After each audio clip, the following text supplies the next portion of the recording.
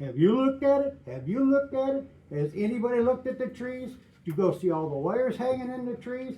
Have you done anything to get it accomplished? What? Maybe you should spend $380,000 on plans and you can get something done. Oh, I forgot about that, that's right. So that's what we're all looking at. We can't get nothing done. We just can't seem to. And then this thing here, Redwood, how many houses are going to go back up here behind Chardonnay? A man just bought all that property. What's he gonna do? I bet you've already heard. I'm gonna make a bet with you. I've heard it sold. Yeah, you've heard it sold like the rest of us. And what's gonna go in that back there? Is it gonna be another 50 houses, another 10,000 apartments? What are we gonna get? Right over here in Vermillion, up to the tracks, they're building all kinds of houses. All them cars are coming out this way. You can't get up and down Route 60 half the time. And you're gonna put another 1,100, 1,200 cars a day out here in front with these apartments? What do we need apartments for? Go look at the mess they've got over there in Sandusky and you'll see what we're talking about. When was the last time Redwood cleaned the basins that they put in over there and the ditches they put in? They haven't touched the ditches since they were put in. They haven't cleaned the ponds since they were put in. Who takes care of them? Who maintains them? Nobody. People over there, you talk to them, they open their front door and the water runs into their living rooms. Duh. And they're gonna put some more retention ponds, and who's gonna take care of them? Maybe me and Ken can get paid and we'll go do it, who knows? This is what we're putting up with Redwood. It's a terrible place to go. If you look at, they're doing them in Amherst now. They're doing them by the turnpike, and everybody's complaining about the junk they're building. Mr. Chairman, I can't tell you how embarrassed I am that Redwood showed up to this meeting. They were here to talk about whatever they wanted to talk about, and then they left. Yeah. No respect. They never, and actually they were a little bit short, and other than getting thrown out of the meeting by the sergeant at arms that we don't have, when she attacked our trustee, I was pissed. And the entire audience should be pissed too. It was absolutely embarrassing. And if you want to talk embarrassing, I've been in all the meetings, and I'm on the zoning commission. I've been in all the meetings, and what they have presented, and I've said this before, Mr. Chairman, I built homes, so did you. What they presented to the trustees was embarrassing. They had no infrastructure. They didn't know what they were doing from the beginning. They said 137 units and the water was going to go to the city. And at that time, the cities had their own issues that they asked for help from the township and a letter writing because it's going to cost them $70 million to revamp their system. And they didn't have any questions. The young man that was here by himself. And you could tell that he was struggling. Anyone that attended those meetings, they didn't have any answers. And then it went for a vote, and we know how that turned out. And then we had the firehouse meeting that we'll refer to. The problem being is what I want to bring up, Mr. Chairman, is last year, and I could check my notes, meetings are recorded. I asked the trustees, because the detail is in the final plans. And if these are the final plans that Redwood presented today, I can tell you that they are not complete. And there are issues. You voiced some, Ken's voiced some, Roger didn't voice any, I don't think. But if you did, Roger, I apologize. I don't know if you voiced any opinions or not to the plans. But the plans are not complete from what I haven't seen the plans, but they're not complete from what I hear. So I took the podium at the township trustee meeting and said, the details in the plan, if they are not acceptable and complete, where would you three be? And you all unanimously said that you would decline. And what I've heard, I haven't seen the plans, what I've heard is they are not complete.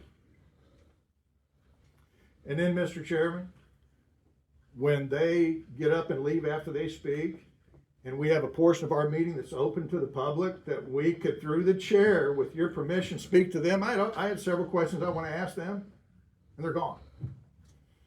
They should have had to stay here like we have to stay here and listen to their stuff.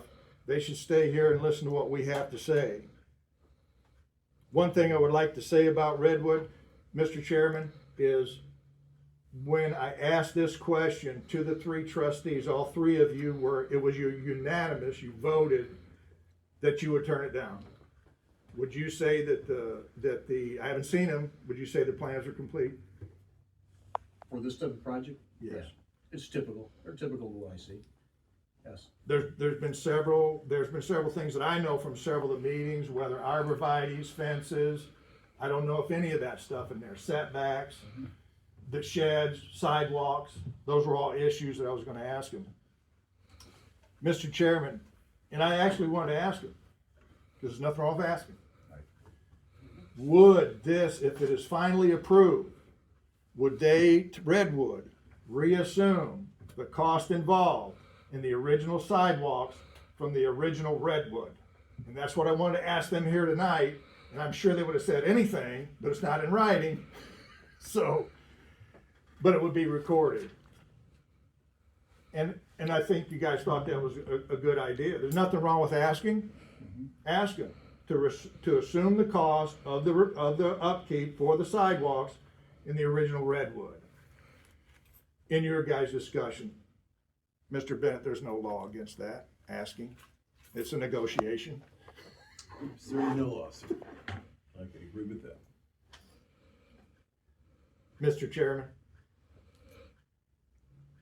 I didn't like what I saw today with Redwood, not with you, with Redwood, and the way that they left. So I'm gonna cut some of the stuff out that I was gonna speak of. I'll hold it to another time, because the meeting has gone long. They got out, we're still here. Mr. Chairman, in 15 days, it's gonna be springtime. Yes, it is. Thank God. Thank you, Mr. Rao. All right, we're going to open to the audience. First, we have Mr. Bachman. I'm gonna step up to the podium tonight.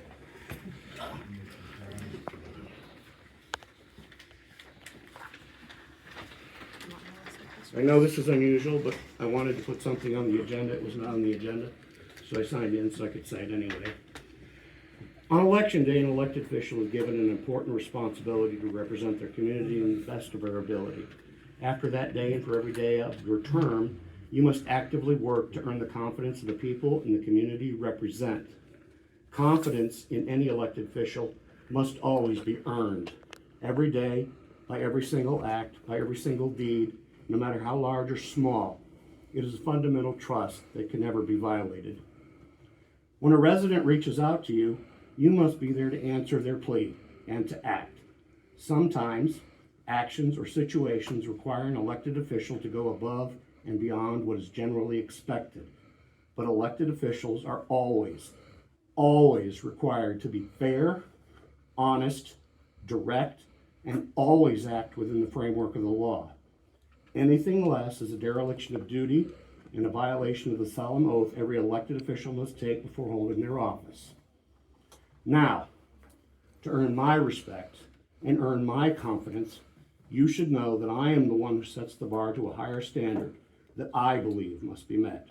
I expect every elected official and every public employee I come in contact with and everyone else I work with in all levels of government to meet or exceed that self-same high standard I apply to myself. My respect and my confidence in you will always be built upon your integrity, your actions, and your guiding principles alone. In every public meeting we hold, we say the Pledge of Allegiance. It is in that last line of the pledge that everyone who still believes in democracy can find their truest guiding principle in how they choose to act towards each other with liberty and justice for all. We have to behave respectfully of all these people on this side of the room. Everybody we represent. We have to work fairly with everybody we work with. We can't be doing things we shouldn't be doing and acting in ways we shouldn't be acting. we're here to listen. And sometimes I feel some of us miss that mark. And that's why I wanted to speak on that. So that's all I'm gonna say tonight on this. I'd rather stand out here with them than sit sometimes over there, because it bothers me.